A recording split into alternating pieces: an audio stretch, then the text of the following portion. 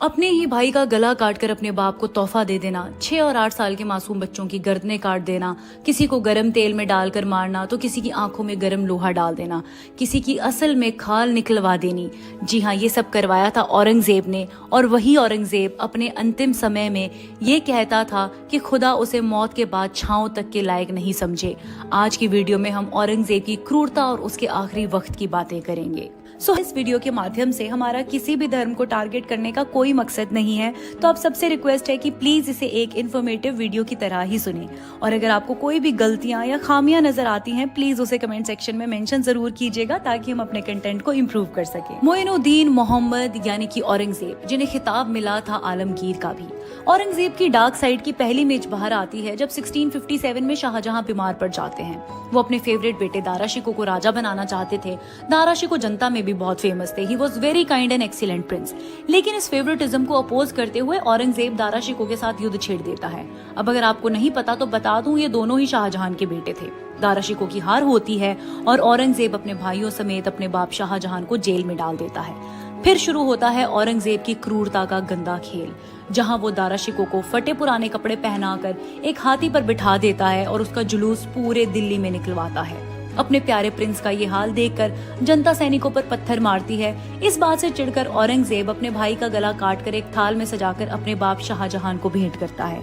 वो यहीं नहीं रुकता, जिस आगरा फोर्ट में शाहजहां कैद था वो वहां की वाटर सप्लाई को बंद कर देता है। शाहजहां रिक्वेस्ट करते हुए कहता है कि वो प्यास से नहीं मरना चाहता, लेकिन औरंगजेब उसे वहीं मरने के लिए छोड़ देता है। और यही बात प्रूव करती है कि औरंगजेब एक जालिम बेटा और भाई था।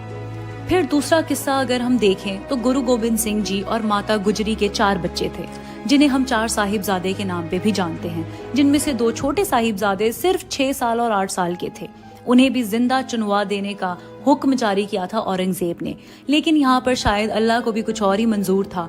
चुनवाई हुई दीवार खुद से टूट जाती है, तो जब दोनों साहिबजादे बाहर गिरते हैं वो दोनों बेहोश थे, लेकिन औरंगजेब बिल्कुल नहीं हिचकिचाता और दोनों मासूम बच्चों का गला कटवा देता है। उन दोनों का सिर्फ इतना जुर्म था कि वो इस्लाम में कन्वर्ट होना नहीं चाहते थे। वो चाहते थे कि वो मरते दम तक सिखिज्म को ही फॉलो करें। उनकी कुर्बानी भी औरंगजेब के हाथों ही ली जाती। औरंगजेब को कन्वर्जन का बहुत ज्यादा शौक था। वो खुद 5 वक्त का नमाजी था और उसने बहुत कम उम्र में कुरान जुबानी याद भी कर ली थी। अब औरंगजेब कहता है कश्मीरी पंडितों को इस्लाम कबूल करने को, जहाँ उनके रेस्क्यू में सामने आते हैं सिख गुरु श्री तेग बहादुर जी। अब तेग बहादुर जी कहते हैं कि अगर आप मुझसे इस्लाम कबूल करवा लें तो ये सब भी इस्लाम कबूल कर लेंगे। उनके 3 फॉलोअर्स को पहले औरंगजेब मारता है, जिसमें से एक को उबलते हुए पानी में डालकर मारता है, दूसरे को जिंदा जला देता है और तीसरे का गला काट देता है। वहीं तेग बहादुर जी फिर भी इस्लाम कबूल नहीं करते तो उनका भी गला काट दिया जाता है चांदनी चौक दिल्ली में। बेरहम किस्सा है संभाजी महाराज का, जो शिवाजी महाराज के बेटे थे। उन्हें भी औरंगजेब इस्लाम कबूलने को कहता है, जिसपे संभाजी राजे कहते हैं कि धर्म का मतलब है आस्था और आस्था कभी बदली नहीं जाती। उनका इतना बुरा हाल करता है औरंगजेब की तारीख के पन्नों में ये सब जिसने भी लिखा होगा कांपते हुए हाथों से ही लिखा होगा। उन्हें घायल करके एक ऊंट पर उल्टा लटकाकर घुमाया जाता है। लोगों से कहा जाता है कि उन पे यूरिनेट करें। इस जिल्लत पर भी दोस्तों संभाजी राजे टूटते नहीं। तो अब यहाँ पर औरंगजेब 40 दिनों का टॉर्चर सेशन शुरू करता है। सबसे पहले उनके नाखून निकाल दिए जाते हैं। असल में खाल को मांस से अलग करता है औरंगजेब। उनकी उंगलियां जुबान काट दी जाती है और एंड में गर्म लोहे से उनकी आंखों में छेद किए जाते हैं। उनके टुकड़े टुकड़े कर दिए जाते हैं एंड में, जो कि बहुत ही ज्यादा सैड इवेंट था। औरंगजेब वही था जिसने जजिया टैक्स को फिर से लागू करवाया था, जिसे अकबर ने 1679 में बंद करवा दिया था। और टैक्स वसूलते वक्त औरंगजेब नॉन मुस्लिम्स को कुरान के कुछ वर्स पढ़ने को कहता, ताकि वो नॉन मुस्लिम्स को इंफीरियर फील करा सके। उसने बहुत मंदिर तोड़कर उनकी जगह मस्जिदें बनवाई। गुजरात के चिंतामणि पार्श्वनाथ मंदिर में तो उसने मूर्तियों की नाक काट दी और मंदिर में गाय की बलि भी दी। लेकिन इस बादशाह के पलड़े में इतिहास ने शाबाशियां भी लिखी हैं। उसके दरबार में ऊंचे पदों पर 40% हिंदू थे। दुनिया का 25% पैसा इंडिया के पास था और उस वक्त हमारी करेंसी डॉलर से भी ज्यादा थी। नो डाउट वो एक सक्सेसफुल और पावरफुल रूलर तो था। अब बात करते हैं औरंगजेब के आखिरी वक्त का, जहां कृष्णा नदी के किनारे अपने काफिले के साथ वो इतना ज्यादा बीमार हो गया था कि उसे पालकी पर ही उठाकर ले जाना पड़ता। अब बादशाह बूढ़ा हो चुका था और बहुत कमजोर भी। यकीन नहीं आता था कि ये वही बादशाह है जिसने इतनी बड़ी हुकूमत को 50 साल तक संभाला था।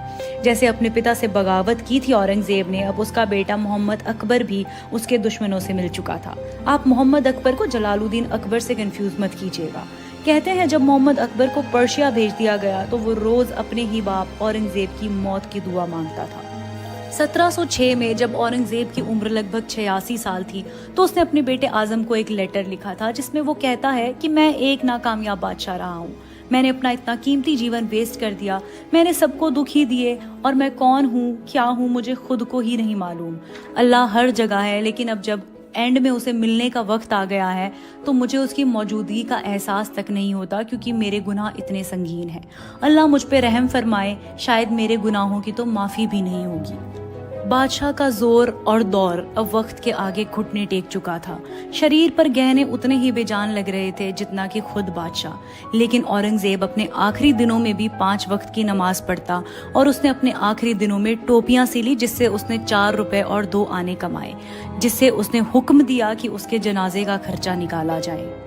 औरंगजेब की मौत होती है औरंगाबाद में और उसकी आखिरी इच्छा थी कि उसकी मौत पर कोई शाही जनाजा ना उठाया जाए। शानो शौकत से जिया ये बादशाह सादगी की मौत मरना चाहता था।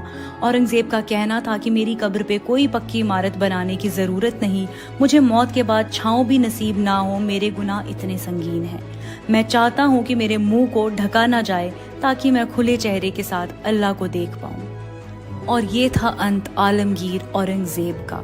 बहुत लोग ये कहते हैं कि औरंगजेब ने जितनी भी क्रूरता की थी वो सारा पॉलिटिकल मूव्स का आउटकम था, उसे जस्टिफाई करते हैं। लेकिन औरंगजेब को अपने एंड के वक्त में कुछ तो महसूस हुआ होगा कि उसने कहा कि मुझे तो मौत के बाद छांव भी नहीं मिलनी चाहिए, मेरे गुनाह इतने संगीन हैं। फिर भी हम ये नहीं कहते कि औरंगजेब एक फेल्ड बादशाह था, वो एक बहुत ज़्यादा स्ट्रॉन्ग पॉलिटिकल लीडर था। तो दोस्तों ये थी आज की वीडियो। आपको ये कैसी लगी प्लीज़ कमेंट सेक्शंस में मेंशन कीजिएगा और प्लीज़ हमारी वीडियो को शेयर कीजिए, हमारे चैनल को सब्सक्राइब कीजिए। हमारा चैनल नया है, हमें आपके सपोर्ट की बहुत ज़रूरत है। Thank you and take care.